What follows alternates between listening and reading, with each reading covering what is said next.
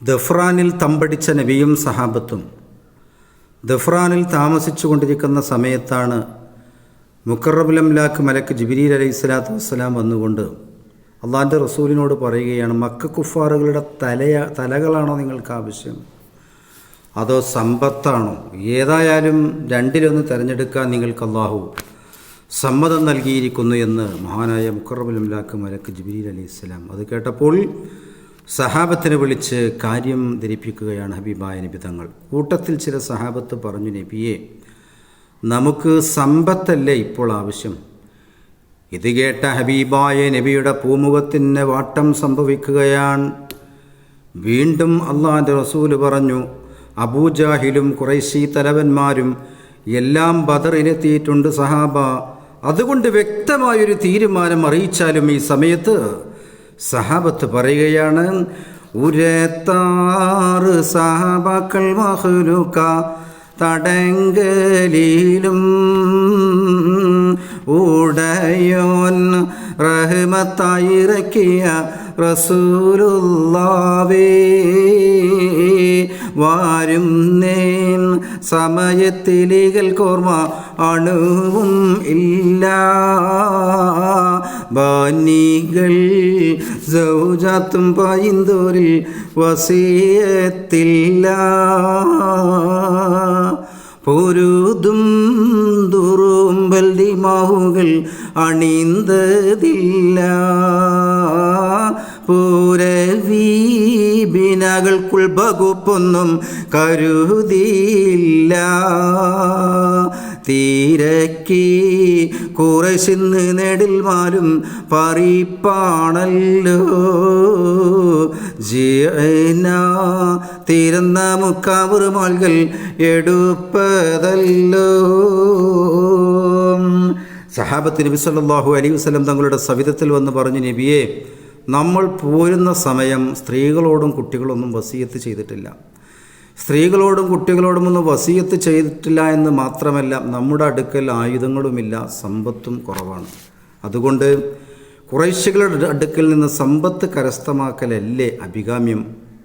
ഇതെല്ലാം സഹാബത്ത് പറഞ്ഞിട്ടും ശറഫാക്കപ്പെട്ട പൂമുഖത്തിന് മാറ്റമില്ല, തെളിച്ചം വരുന്നില്ല. ഈ സമയം ഏത് വിഷമഘട്ടത്തിലും സ്വാന്തനത്തിൻ്റെ വാക്കുകൾ പറഞ്ഞ് ഹബീബായ നബിയെ സമാധാനിപ്പിക്കുന്ന ഹബീബിൻ്റെ ഹബീബ് മഹാനായ സിദ്ദീഖ് റളിയല്ലാഹു തആല അൻഹു പറയുകയാണ്, ബിണ്ടിൽ രസം തുറ്റ് പെണിക്കുകാൽ ഇര കൊടുത്തേ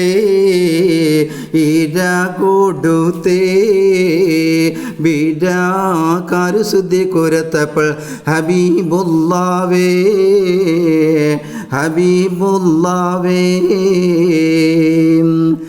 എന്ത് നമകളെ ഉമൈ കൊണ്ട് ഉളറുവീൻ വേഗം ഇകലാൽ നിറമർ ചെയ്യും പതിവോലൊക്ക ബഹറിൻ കരക്കൊരു തരി കൂടെ അബൂ സുഫിയാൻ മറ്റും പഴികളും നമിക്കുന്ന മുക്കിന്ന് ഫൗത്തായി പോയി ജഹലും തലമുപ്പറടങ്കലും അണുന്തിലൈന ജാഊ അവർകള ഭയമുങ്ങൾ കുളമിൽ ഉണ്ടോ. ഹബീബായ നബി സല്ലല്ലാഹു അലൈഹി വസല്ലം തങ്ങളോട് സിദ്ദീഖ് റളിയല്ലാഹു അൻഹു പറയുകയാണ്, നബിയെ, അങ്ങ് എന്താണ് ഉദ്ദേശിക്കുന്നത്? ഏതായാലും അതുപോലെ പ്രവർത്തിക്കൂ, നിങ്ങൾ ഉദ്ദേശിക്കുന്നത് പോലെ പ്രവർത്തിക്കൂ നബിയെ. എല്ലാം അവിടുത്തെ തീരുമാനം പോലെ, തൃപ്തി പോലെ ചെയ്യൂ നബിയെ എന്ന് മഹാനായ സിദ്ദീഖ് റളിയല്ലാഹു തആല അൻഹു പറയുകയാണ്. ആരാണ് സിദ്ദീഖ്? മഹാക്കോയി മൊയ്ൻകുട്ടി വേദിയിൽ പറയുകയാണ്, ബിണ്ടിൽ രസം തുറ്റ് പിണിക്കുകാൽ ഇര കൊടുത്തേ ബീര കരുസിദ്ധി കുരത്തപ്പൾ ഹബീബുല്ലാവേ. ശത്രുക്കളെ ഭയപ്പെട്ടുകൊണ്ട് സൗർ ഗുഹയിൽ നബിയും സിദ്ദീഖും അഭയം പ്രാപിച്ചപ്പോൾ ഹബീബായ നബി സല്ലല്ലാഹു അലൈഹി വസല്ലം തങ്ങൾക്ക് ഒന്നും സംഭവിക്കരുതെന്ന് മനസ്സിലാക്കി ഗുഹക്കകത്തുണ്ടായിരുന്ന ദ്വാരം മാളം തുണിക്കഷ്ണങ്ങളെ കൊണ്ട് മറ്റും അടച്ച് ഒരു പൊത്ത് ഒരു പഴുത് മാത്രം അടക്കാൻ ശീലക്കഷ്ണമില്ലാത്തത് കൊണ്ട് തൻ്റെ പെരുവിരൽ മാളത്തിൽ വെച്ച് പോയി മഹാനായ സിദ്ദീഖ് തങ്ങൾ. നബിയെ, അങ്ങനെ ഹബീബായ നബി സല്ലല്ലാഹു അലൈഹി വസല്ലം തങ്ങളെ മടിയിൽ കിടത്തിക്കൊണ്ട് ഗുഹക്കകത്ത് കഴിയുന്ന സിദ്ദീഖിൻ്റെ പെരുവിരൽ പാമ്പ് കൊത്തിപ്പോയി.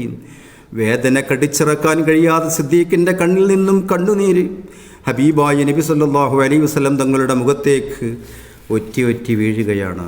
പെട്ടെന്ന് ഹബീബായ നബി തങ്ങൾ ഉറക്കത്തിൽ നിന്നും ഉണർന്നു എന്ന് മാത്രമല്ല, മഹാനായ സിദ്ദീഖ് തങ്ങൾ കരയുന്ന കാഴ്ചയാണ് കണ്ടത്. കാര്യമന്വേഷിച്ച ഹബീബായ നബി തങ്ങളോട് സിദ്ദീഖ് പറഞ്ഞു, പെരുവിരലിൽ പാമ്പ് കൊത്തിപ്പോയി നബിയെ.